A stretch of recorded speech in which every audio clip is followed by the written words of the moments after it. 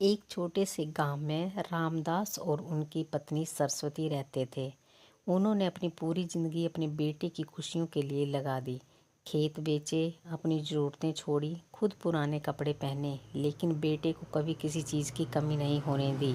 जब बेटे की शादी हुई तो उन्होंने सोचा कि अब घर में खुशियां और बढ़ जाएंगी, लेकिन धीरे धीरे सब कुछ बदलने लगा। बहू को सास ससुर का साथ अच्छा नहीं लगता था। बेटा भी अपनी पत्नी की बातों में आकर बदल गया। पहले ताने शुरू हुए, फिर अपमान होने लगा और एक दिन बात इतनी बढ़ गई कि बेटे ने गुस्से में कहा, आप दोनों इस घर से चले जाइए, हम अपनी जिम्मेवारी खुद उठा सकते हैं। ये सुनकर दोनों बूढ़े माता पिता के पैरों तले जमीन खिसक गई। जिन हाथों ने बेटे को चलना सिखाया था, आज वही हाथ कांप रहे थे। उन्होंने बिना कुछ कहे अपने दो चार कपड़े उठाए और घर से बाहर निकल गए। रात का समय था, सड़क सुनसान थी। दोनों धीरे धीरे चलते जा रहे थे। आंखों से आंसू रुक ही नहीं रहे थे। सरस्वती बोली, अब हम कहाँ जाएंगे? कल सुबह हमें रोटी कौन देगा? रामदास ने भारी मन से कहा, पता नहीं, शायद भगवान ही अब हमारा सहारा है। दोनों चलते चलते सड़क किनारे बैठ गए। तभी अचानक एक बड़ी सी चमचमाती लग्जरी कार उनके सामने आकर रुकी। कार से लगभग 30-32 साल का एक नौजवान उतरा।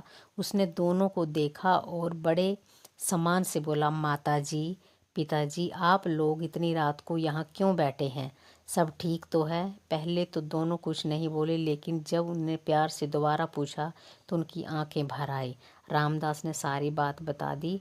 उनके अपने बेटे और बहू ने उन्हें घर से निकाल दिया। ये सुनकर युवक की आंखें भी नम हो गई। उसने बिना एक पल सोचे कहा, अब आप दोनों अकेले नहीं हैं, आइए मेरे साथ चलिए। अब दोनों को अपने घर ले गया। उसका घर बहुत बड़ा था, लेकिन उसमें सन्नाटा था। उसने उनके लिए गर्म खाना बनवाया, आराम से कमरा तैयार करवाया और बोला, आज से ये घर आपका भी है। अगले दिन सुबह जब दोनों उठे तो उन्होंने सोचा कि अब किसी मंदिर या आश्रम चले जाएंगे। उन्होंने उस युवक से कहा, बेटा, तुमने हमारे लिए इतना कर दिया, ये बहुत है, अब हम चलेंगे। लेकिन वह मुस्कुराया और बोला, नहीं माता जी, नहीं। पिताजी, मेरे माता पिता इस दुनिया में नहीं हैं। इस बड़े घर में मैं बिल्कुल अकेला रहता हूँ। अगर आप दोनों तैयार हैं तो आज से आप ही मेरे माता पिता बन जाइए। मुझे भी माँ बाप का प्यार मिल जाएगा और आपको भी अपना घर मिल जाएगा।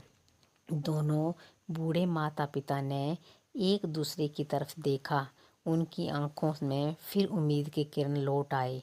उन्होंने भगवान का नाम लिया और उस बेटे का प्यार स्वीकार कर लिया। उस दिन से उनकी जिंदगी पूरी तरह बदल गई। वह युवक उनका बहुत सम्मान करता था, समय पर दबा देता था, साथ बैठकर खाना खाता था, हर त्योहार उनके साथ मनाता, हर बात में उनकी राय लेता। पहली बार उन्हें लगा कि रिश्ता सिर्फ खून से नहीं बल्कि दिल से भी बनता है। कुछ महीनों बाद उस युवक ने कहा, पिताजी, माताजी, आज हम सब एक बड़े मंदिर में दर्शन करने चलेंगे। उसने दोनों के लिए नए और सुंदर कपड़े खरीदे। माताजी ने हल्के गुलाबी रंग की साड़ी पहनी। पिताजी ने साफ सुथरा कुर्ता पजामा। दोनों के चेहरे पर मुस्कान थी। तीनों मंदिर पहुंचे, भगवान के दर्शन किए और बाहर निकल ही रहे थे कि सामने से उनका वही बेटा और बहू आते दिखाई दिए। पहले तो बेटे और बहू ने उन्हें पहचाना ही नहीं, लेकिन जब ध्यान से देखा तो हैरान रह गए। उन्होंने देखा कि उनके माता पिता सम्मान से खड़े हैं, अच्छे कपड़े पहने हैं और एक अमीर नौजवान उन्हें अपने माता पिता की तरह आदर दे रहा है। दोनों भागते हुए उनके पास आए। बेटा बोला, पिताजी, माताजी, हमें माफ़ कर दीजिए, हमसे बहुत बड़ी गलती हो गई। आप तो अब बहुत अच्छे से रह रहे हैं, हमारे घर वापस चलिए। आपके बिना हमारे घर की सारी खुशियाँ और बरकत चली गई है। कृपया हमें भी एक मौका और दे दीजिए। दोनों बूढ़े माता पिता कुछ पल चुप रहे।